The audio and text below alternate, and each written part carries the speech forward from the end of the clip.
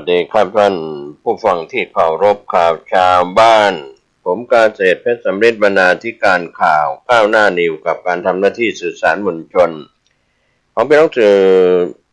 สารมวลชนทุกแขนงสาขาทั้งสื่อไทยสื่อเทศสื่อภายในประเทศสื่อจากต่างประเทศท่านที่ติดตามข่าวสารในรอบ 24 ชั่วโมงคลิกเข้าไปที่ www.gawnahnew.com ก็เป็นหนังสือพิมพ์ออนไลน์ที่ทางพี่น้องสื่อได้รายงานข่าวในรอบ 24 ชั่วโมงข้อคิดเตือนจิตเตือนใจในรอบวันรอบสัปดาห์และรอบเดือนรอบปีในการส่งท้ายปีนี้และไปสู่ปีใหม่ทุกสิ่งทุกอย่างนั้นเป็นสัจธรรมว่า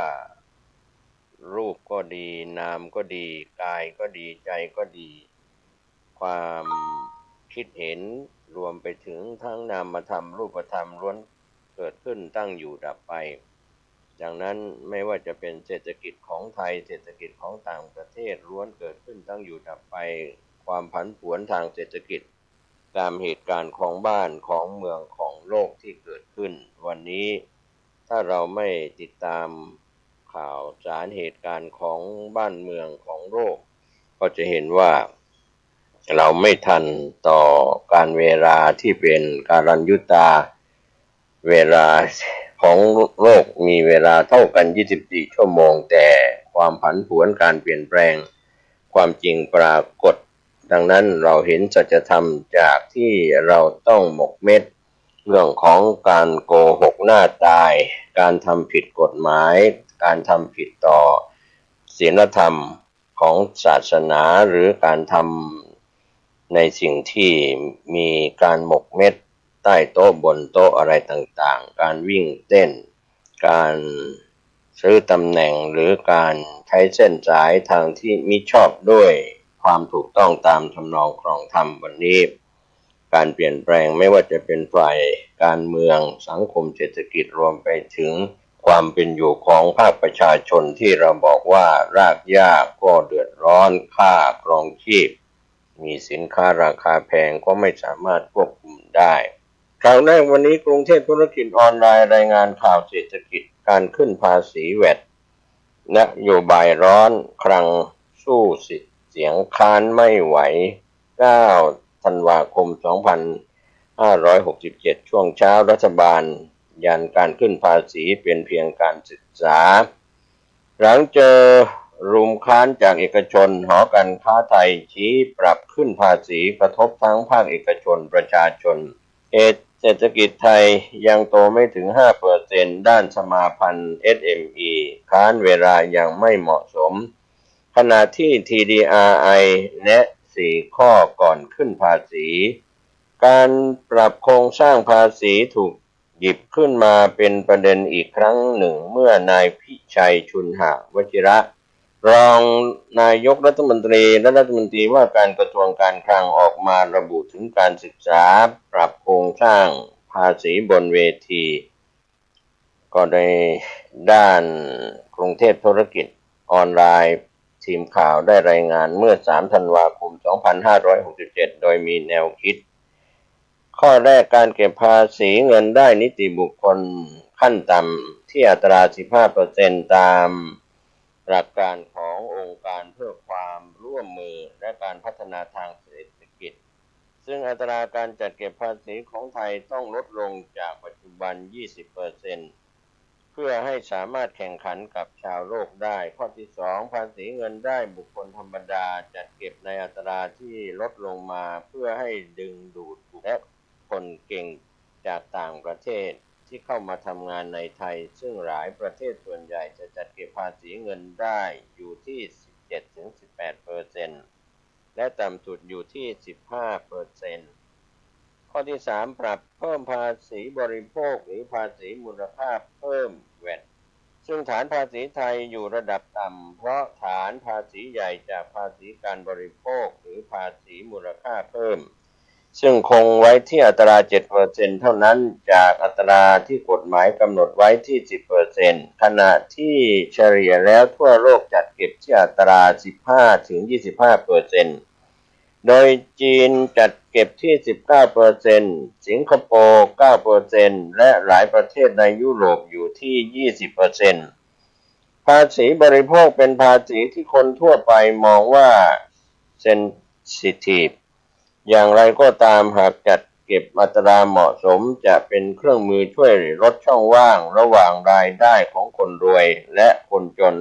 ให้เล็กลงได้นายพิชัยกล่าวทั้งนี้แนวคิดของกระทรวงการคลังมองว่าการบริโภคเป็นไปตามฐานะบุคคลโดยคนรวยจะบริโภคมากส่วนคนรายได้น้อยจะบริโภคน้อยดังนั้นหากเก็บภาษีในอัตราที่ต่ำหมายความว่าทุกคนจ่ายต่ำยอดการจัดเก็บรายได้ของรัฐก็จะมีน้อยขณะที่หากเก็บภาษีบริโภคอัตราสูงขึ้นจะทำให้รัฐมีรายได้มากขึ้นซึ่งนำรายได้มาจัดสรรงบประมาณและส่งผ่านให้คนรายได้น้อยเช่นสาธารณสุขที่อยู่อาศัยการศึกษารวมทั้งสนับสนุนการสร้างขีดความสามารถในการแข่งขันให้ธุรกิจในประเทศแนวคิดการปรับโครงสร้างภาษีโดยเฉพาะภาษีมูลค่าเพิ่มที่กระทบโดยตรงต่อประชาชน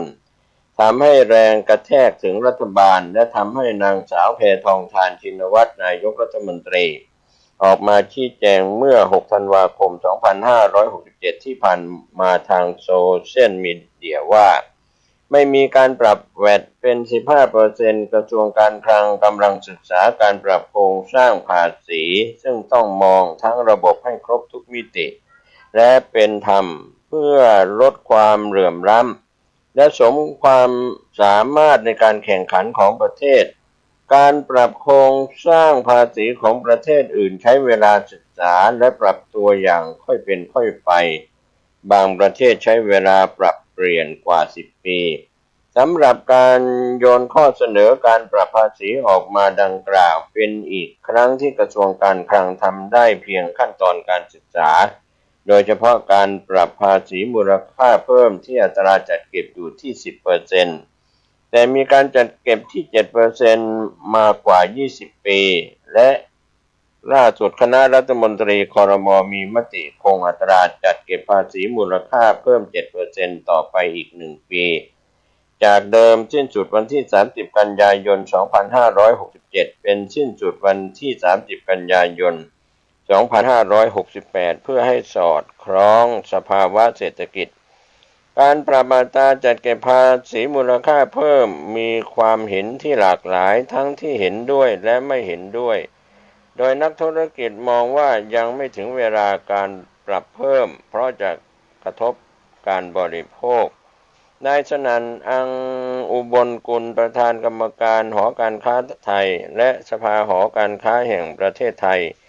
กล่าวว่าเพดานภาษีมูลค่าเพิ่มอยู่ที่ 10% แต่ที่ผ่านมาเศรษฐกิจไทยเติบโตไม่ถึง 2% ทำให้รัฐบาลคงต่ออายุเก็บไว้ที่ 7% และปี 2567 เศรษฐกิจไทยเติบโตระดับเดิมดังนั้นจึงยังไม่ใช่เวลาที่จะปรับขึ้นรวมทั้งหากรัฐบาลจะปรับขึ้นคงไม่ขึ้นทันทีคงต้องหารือกับภาคเอกชนก่อนเพราะการจะปรับขึ้นจาก 7% เป็น 10% หรือ 15% จะกระทบประชาชนและภาคเอกชนโดยเฉพาะอาจทำให้มีการเลี่ยงการเข้าสู่ระบบภาษีมูลค่าเพิ่มปัจจุบันรัฐบาลไม่สามารถเก็บภาษีมูลค่าเพิ่มจากผู้ประกอบการจำนวนมากเพราะยังไม่เข้าสู่ระบบภาษีโดยเฉพาะ SME และผู้ที่ค้าขายผ่านคอมเมิร์ซซึ่งคิดเป็นเงินจำนวนมหาศาลถ้ารัฐบาลจะเก็บแวตเพิ่มขึ้นอีกเกรงจะทำให้ผู้ประกอบการเลี่ยงการเข้าสู่ระบบภาษีมูลค่าเพิ่มรวมทั้งรัฐบาลต้องผลักดันให้ผู้ประกอบการดังกล่าวเข้าสู่ระบบภาษีให้มากขึ้นและหากรัฐบาลทำให้เศรษฐกิจไทยขยายตัวเพิ่มขึ้นได้ถึง 5% กระจายรายได้สู่ประชาชนให้มากขึ้นเชื่อว่าการปรับภาษีมูลค่าเพิ่มน่าจะเป็นที่ยอมรับด้านนายแสงชัยธีรกุลวานิชประธานสมาพันธ์ SME ไทยกล่าวว่า ขณะนี้ไม่ใช่เวลาเหมาะสมที่จะขึ้นภาษีมูลค่าเพิ่มเพราะเศรษฐกิจเติบโตต่ำประชาชนมีปัญหาหนี้ครัวเรือนและภาคธุรกิจโดยเฉพาะ SME ยังมีปัญหาหนี้สินทางที่ดีรัฐบาลควรผลักดันให้ธุรกิจนอกระบบเข้าสู่ระบบมากขึ้นไม่ว่าจะเป็นธุรกิจใต้ดินธุรกิจที่เป็นนอมินีของคนต่างด้าวซึ่งคนไทยถือหุ้นแทนคนต่างด้าวเพื่อให้ทำธุรกิจไทยโดยเลี่ยงกฎหมายการประกอบธุรกิจของคนต่างด้าวเพื่อที่รัฐบาลจะเก็บภาษีได้มากขึ้นไม่เช่นนั้นเงินจะไหลออกนอกประเทศหมดทางด้านดร.สมชัยจิตสุชนผู้อำนวยการวิจัยด้านการพัฒนาอย่างทั่วถึงสถาบันวิจัยเพื่อการพัฒนาประเทศไทย TDRI แสดงความเห็นว่าประเด็นมาตรการภาษีดังกล่าว4ข้อได้แก่ข้อแรกการปรับขึ้นภาษีมูลค่าเพิ่มควรเพิ่มขึ้นอย่างค่อยเป็นค่อยไปโดยไม่ประกาศล่วงหน้าเช่นขึ้น 1% ก่อนแล้วหาจังหวะในอนาคตขึ้นทีละ 1% แต่ไม่ประกาศล่วงหน้าเพราะอาจทำให้เกิดการคาดการเงินเฟ้อโดยมีเป้าให้เพิ่มขึ้นถึง 10% ภายใน 5 ปี ส่วนข้อที่ 2 ภาษีเงินได้บุคคลธรรมดาไม่ควรเก็บเป็นอัตราในเรื่องของไม่ค่อยช่วยลดความเหลื่อมล้ำระหว่างผู้มีรายได้สูงรายได้ต่ำรวมทั้งควรพิจารณาลดการใช้มาตรการลดหย่อนภาษีที่ให้ประโยชน์กลุ่มรายได้สูงขณะที่การคิดภาษีเงินได้จากดอกเบี้ยและปันผลอาจพิจารณาเพื่อง่ายต่อการคำนวณข้อที่ 3 นั้นหากพิจารณาปรับลดภาษีเงินได้นิติบุคคลเป็น 15% จากปัจจุบัน 20% ควรยกเลิกสิทธิประโยชน์จากคณะกรรมการส่งเสริมการลงทุน BOI เพื่อดึงดูดการลงทุนจากทุกอุตสาหกรรมอย่างเท่าเทียมแล้วเปลี่ยนเป็นการใช้มาตรการในด้านอื่นเช่นการพัฒนาทักษะแรงงานและการลดกฎระเบียบที่ไม่จำเป็นเพื่อลดการรับเงินใต้โต๊ะอีกด้วยข้อที่ 4 การพิจารณาเก็บภาษีฐานทรัพย์สินนอกจากนี้ดร.สมชัยเห็นว่าข้อเสนอเรื่องภาษีของรัฐมนตรีว่าการกระทรวงการคลังในภาพรวมนั้นจำเป็นเพราะรายได้ภาษีไทยต่ำไปมากแต่ในรายละเอียดต้องปรับอีกเยอะที่สำคัญเหมือนท่านจะลืมแหล่งรายได้ภาษีที่สำคัญและควรจัดเก็บเพิ่มขึ้นอย่างมากก็คือภาษีจากฐานทรัพย์สินก็เป็นส่วนที่ทางกรุงเทพธุรกิจออนไลน์ได้รายงานข่าวเศรษฐกิจในหัวข้อข่าวขึ้นภาษีแวตนโยบายร้อนคลังสู้เสียงค้านไม่ไหวข่าวคืบหน้าจะได้รายงานเพิ่มเติมไปทางด้านข่าวจากกรุงเทพธุรกิจออนไลน์หัวข้อเศรษฐกิจถึงธุรกิจเก็บตกบรรยากาศกรุงเทพธุรกิจ CEO Day 2024 รวมพล CEO แถวหน้าประเทศไทย 9 ธันวาคม 2567 ช่วงเช้าบรรยากาศประมวลภาพเก็บตกบรรยากาศกรุงเทพธุรกิจงานใหญ่แห่งปีของ CEO จากองค์กรชั้นนำมีทั้งกิจกรรม CEO กอล์ฟซึ่งแข่งกอล์ฟชิงถ้วยเกียรติยศพร้อมประกาศรางวัลกรุงเทพธุรกิจ CEO เมื่อ 2 ธันวาคม 2567 ณ ราชพฤกษ์ครับเสร็จสิ้นไปอย่างงดงามกับงานกรุงเทพธุรกิจ CEO Day 2024 งานใหญ่แห่งปีรวม CEO จากองค์กรชั้นนำไว้มากที่สุดจัดโดยกรุงเทพธุรกิจสื่อเศรษฐกิจธุรกิจชั้นนำของไทยในเครือเนชั่นกรุ๊ปจัดงาน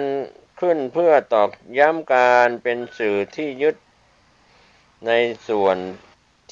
นความยืนหยัดเคียงคู่นักธุรกิจและผู้บริหารในการนำเสนอข่าวสารบทวิเคราะห์เจาะลึกเพื่อผู้ติดตามไม่พลาดทุกโอกาสสู่ความสำเร็จกรุงเทพธุรกิจจัดงาน CEO Day 2024 2 ธันวาคม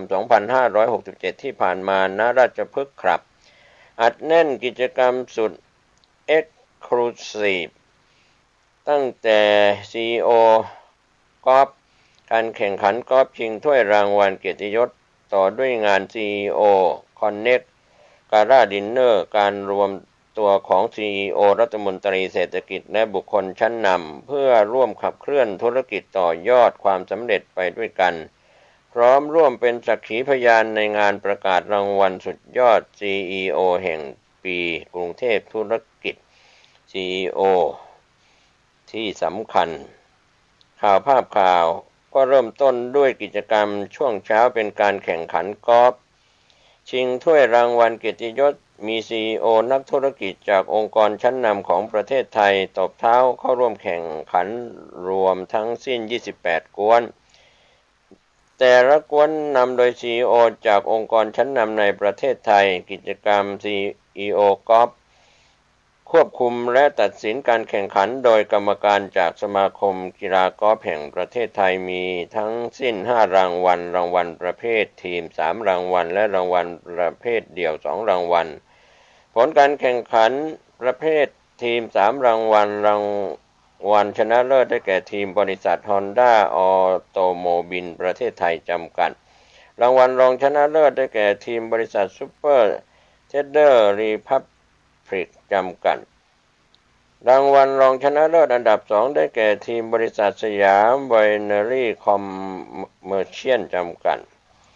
ประเภทเดี่ยว2รางวัลได้แก่ชภัทรบัณฑิตมหากุลจากบริษัท VB Yon Development จำกัดมหาชนรางวัลโลเน็ตก็ได้แก่ดร.มหัฒนะอัมพรพิสิทธิ์จากบริษัท AAS Auto Service จำกัดก็เป็นส่วนที่นอกจากนั้น1พันธกิจสำคัญของกองบรรณาธิการกรุงเทพธุรกิจแต่ละปีได้เฟ้นหาคัดเลือกสุดยอด CEO แห่งปีผู้ขับเคลื่อนธุรกิจและนำพาองค์กรประสบความสำเร็จท่ามกลางความท้าทายหลากหลายมิติแต่ละยุคสมัยรวมทั้งเป็นโชว์เคสของผู้นำต้นแบบธุรกิจเข้มแข็งทรงต่อแรงบันดาลใจให้นักบริหารและ CEO รุ่นใหม่ในการร่วมสร้างสังคมแห่งการดำเนินธุรกิจที่ดีเสริมสร้างขีดความสามารถในการแข่งขันของประเทศและเศรษฐกิจไทยในปี 2567 กรุงเทพธุรกิจวางเกณฑ์พิจารณาร่วมกันกับคณะบริหารธุรกิจมหาวิทยาลัยหอการค้าไทยแบ่งเป็น4รางวัลประกอบด้วยถาปนสิริวัฒนภักดีประธานเจ้าหน้าที่บริหารบริษัทไทยเบฟเวอเรจจำกัดมหาชนในส่วนขัตติยาอินทรวิชัยประธานกรรมการบริหารธนาคารกสิกรไทยจำกัดมหาชนในส่วนรางวัลที่3อาทิตย์นันทวิทยาประธานเจ้าหน้าที่บริหารบริษัท SCB เอกจำกัดมหาชนรางวัลที่4พัชระอารยะการกุลประธานเจ้าหน้าที่บริหารบริษัทบรูบิกกรุ๊ปจำกัดมหาชนโดยได้มีพิธีประกาศผลและมอบรางวัลกิจกรรม CEO Next การ่าดินเนอร์มื้อพิเศษที่รวมตัวกันของ CEO รัฐมนตรีเศรษฐกิจและบุคคลชั้นนำของไทยร่วมเป็นสักขีพยานการมอบรางวัลในครั้งนี้ความเอ็กซ์คลูซีฟทั้งหมดนี้รวบรวมไว้ที่เดียวในงานกรุงเทพธุรกิจ CEO Day 2024 สำหรับกิจกรรมกรุงเทพธุรกิจ CEO Day 2025 ในปีหน้าจะมีอะไรพิเศษบ้างก็ติดตามจากกรุงเทพธุรกิจทุกช่องทางข่าวคืบหน้าจะได้รายงานเพิ่มเติมขอบคุณกรุงเทพธุรกิจออนไลน์ที่ได้รายงานข่าวนี้เข้ามาไปทางด้านข่าวแผ่นดินไหว 4.5 ที่เมียนมาห่างจากเชียงราย360กิโลเมตรไม่มีรายงานผลกระทบ9ธันวาคม2567การรายงานข่าวแผ่นดินไหวจากผู้จัดการออนไลน์รายงานว่ากองเฝ้าระวังแผ่นดินไหวรายงานเวลา 8:18 นาที 9 ธันวาคม 2567 เกิดแผ่นดินไหวในประเทศเมียนมาวัดแรงสั่นสะเทือนได้ 4.5 แมกนิจูดตามมาตราริกเตอร์ศูนย์กลางอยู่ที่ความลึก10กิโลเมตรทางทิศตะวันตกเฉียงเหนือของอำเภอแม่สายจังหวัดเชียงรายประมาณ360กิโลเมตรอย่างไรก็ตามไม่มีรายงานผลกระทบหรือความเสียหายจากแผ่นดินไหวดังกล่าวไปทางด้านข่าวเศร้านักร้องสาวผิงชยาดาเสียชีวิตหลังไปนวดบิดคอจนกลายเป็นผู้ป่วยติดเตียงนับเป็นข่าวเศร้าของวงการรถแห่ช่วงเช้า8ธันวาคม2567ที่ผ่านมาเพจ Facebook รถแห่โอปอมิวสิกอุดรธานีได้โพสต์ข้อความอะไรผิงชยาดานักร้องสาวประจำรถแห่ระบุข้อความว่าผิงชยาดาทางรถแห่ปอได้สูญเสียนักร้องหญิงประจำรถแห่ไปโดยไม่มีวันกลับเหลือไว้แค่ความทรงจำดีๆขอแสดงความเสียใจกับทางครอบครัวด้วยบอสว่ามันเร็วเกินไปอย่างไรก็ตามก่อนหน้านี้ผิงชยาดาได้โพสต์ภาพฟิล์มเอ็กซเรย์คอพร้อมเขียนข้อความว่าหนูไม่รู้จะเริ่มยังไงดีคนทักถามมาเยอะมันตอนนวดเสร็จปกติผ่านมา2 วันหนูเริ่มปวดท้ายทอยหนูนึกว่าเป็นอาการปวดการนวดปกติเมื่อบิดคอหลังจากนั้นหนูกินยาระงับอาการผ่านไป1 สัปดาห์หนูเริ่มมีอาการชาลงแขนไปนวดอีกหมอคนเดิมห้องเดิมรอบนี้บิดคออีกผ่านไป2 สัปดาห์หนูเริ่มปวดตึงมากๆจนนอนหงายคว่ำไม่ได้แต่แม่หนูเป็นหมอนวดหนูเรียนนวดมาตั้งแต่เด็กๆหนูชอบนวดมากหนูยังไม่เอะใจอะไรนึกว่าเป็นเอฟเฟกต์จากการนวดอีกปวดตัวแบบนี้หนูไปอีก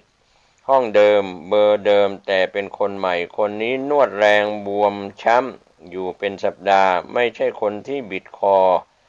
มีล้วงใต้ราวนมรักแร้หลังจากนั้นหนูกินยาเพื่อบรรเทาอาการมาตลอดเริ่มมีอาการชาไปที่ปลายนิ้ว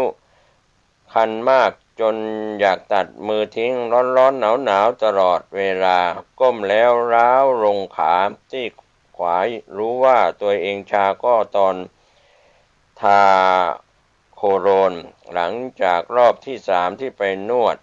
เริ่มลามไปท้องราวนมอาการชาเริ่มมากขึ้นเรื่อยๆผ่านไปอีก2 อาทิตย์แขนขวาเริ่มยกไม่ได้อ่อนแรงจนถึงตอนนี้ร่างกายหนูใช้งานได้ไม่ถึง 50%หนูมาเล่าเพราะมีคนถามมาเยอะอยากฝากไว้เป็นอุทาหรณ์สำหรับใครที่ชอบนวดมากๆหนูจะต้องหาย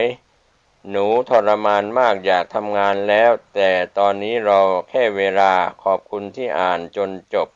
และได้มีสมาชิกเฟซบุ๊กรายหนึ่งเข้ามาคอมเมนต์แจ้งว่าน้องติดเตียงเกือบเดือนหลังจากนวด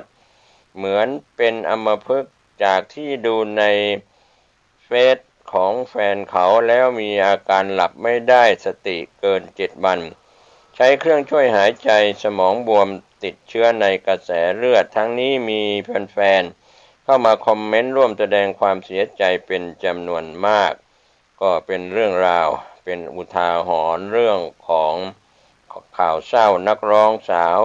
ผิงชยาดาเสียชีวิตหลังไปนวดบิดคอจนกลายเป็นผู้ป่วยติดเตียงแล้วก็เสียชีวิตไปดังกล่าวขอแสดงความเสียใจกับครอบครัวของนักร้องสาวผิงชยาดาเสียชีวิตหลังไปนวดบิดคอจนกลายเป็นผู้ป่วยติดเตียงแล้วก็เสียชีวิตไปก็เป็นอุทาหรณ์สำหรับชายหญิงที่ชอบนวดโดยอาจจะผิดพลาดจากการนวดของหมอนวดเกิดขึ้นได้ก็ฝากถึงวงการแพทย์แผนไทยแพทย์แผนโบราณตรวจสอบบุคลากรที่เป็นแพทย์นวดหรือจับเส้นทางการแพทย์เพื่อความปลอดภัยของคนไข้ที่ใช้บริการไปทางด้านข่าวจากกรุงเทพธุรกิจออนไลน์ข่าวต่างประเทศเงินเฟ้อจีนเดือนพฤศจิกายนต่ำกว่าคาดเศรษฐกิจยังติดบ่วงเงินฝืด ข่าวต่างประเทศรายงานดัชนีราคาผู้บริโภคของจีนเพิ่มขึ้นน้อยกว่าที่คาดเนื่องจากเศรษฐกิจชะลอตัวแรงกดดันภาวะเงินฝืดยังฉุดเศรษฐกิจท่ามกลางความกังวลสงครามการค้ากับสหรัฐ CNBC รายงานข้อมูลจากสำนักงานสถิติแห่งชาติจีนที่เผยแพร่ในช่วงวันจันทร์9 ธันวาคมระบุว่าดัชนีราคาผู้บริโภคเดือนพฤศจิกายนเพิ่มขึ้นน้อยกว่าที่คาดโดยเพิ่มขึ้นเพียง 0.2% จากปีก่อนหน้านักวิเคราะห์ที่สำรวจโดยรอยเตอร์คาดว่าดัชนีราคาผู้บริโภคในเดือนพฤศจิกายนจะเพิ่มขึ้นเล็กน้อยเป็น 0.5% จากปีก่อนเมื่อเทียบกับ 0.3% ในเดือนตุลาคมดัชนีราคาผู้ผลิตของจีน PPI ลดลงเป็นเดือนที่ 26 อัตราเงินเฟ้อผู้ผลิตติดลบ 2.5% เมื่อเทียบเป็นรายปีในเดือนพฤศจิกายนซึ่งน้อยกว่าที่คาดการไว้ว่าจะลดลง 2.8% ตามการสำรวจของรอยเตอร์อัตราเงินเฟ้อที่เกือบเป็นศูนย์อย่างต่อเนื่องแสดงให้เห็นว่าจีนยังคงเผชิญกับอุปสงค์ภายในประเทศที่ซบเซาและภาวะเงินฝืดในระดับตลาดขายส่งทั้งนี้ไม่ว่าปักกิ่งจะดำเนินการมาตรการกระตุ้นเศรษฐกิจมาตั้งแต่เดือนกันยายนเช่นการปรับลดอัตราดอกเบี้ยการสนับสนุนตลาดหุ้นและอสังหาริมทรัพย์รวมถึงความพยายามกระตุ้นการปล่อยสินเชื่อของธนาคารเมกกี้หลิวหัวหน้าฝ่ายกลยุทธ์มหาภาคของจีนที่ธนาคารสแตนดาร์ดชาร์เตอร์กล่าวว่าเราเชื่อว่าภาวะเงินฝืดจะยังคงดำเนินต่อไปในจีนโดยเฉพาะอย่างยิ่งเมื่อพิจารณาจากประสบการณ์ที่ผ่านมาในช่วงสงครามการค้าโดยอ้างถึงสงครามการค้าระหว่างจีนและสหรัฐที่ยังคงดำเนินอยู่อัตราเงินเฟ้อโดยเฉพาะอัตราเงินเฟ้อ PPI มักจะลดลงจนติดลบในช่วงเวลาดังกล่าวและครั้งนี้เราก็ไม่เห็นข้อยกเว้นหลิวกล่าวพร้อมเสริมว่าอัตราเงินเฟ้อดัชนีราคาผู้ผลิตของจีนน่าจะยังคงติดลบตลอดปี 2025 ในปีหน้านักวิเคราะห์ของธนาคารเพื่อการลงทุนระบุในบันทึกลงวันที่ 6 ธันวาคมว่า Goldman Sachs คาดว่าตัวเลข CPI ที่ใกล้ศูนย์จะยังคงอยู่ที่จีนในปีหน้าเช่นกันอย่างไรก็ตามภาคเศรษฐกิจของเศรษฐกิจจีนบางส่วนได้แสดงให้เห็นถึงสัญญาณการฟื้นตัวบางประการของเศรษฐกิจที่ใหญ่เป็นอันดับ2ของโลกรายงานการเติบโตที่แข็งแกร่งของยอดขายปลีกในเดือนตุลาคมซึ่งดีกว่าที่รอยเตอร์คาดการไว้นอกจากนี้กิจกรรมการผลิตของจีนยังขยายตัวเป็นเวลา2 เดือนติดต่อกัน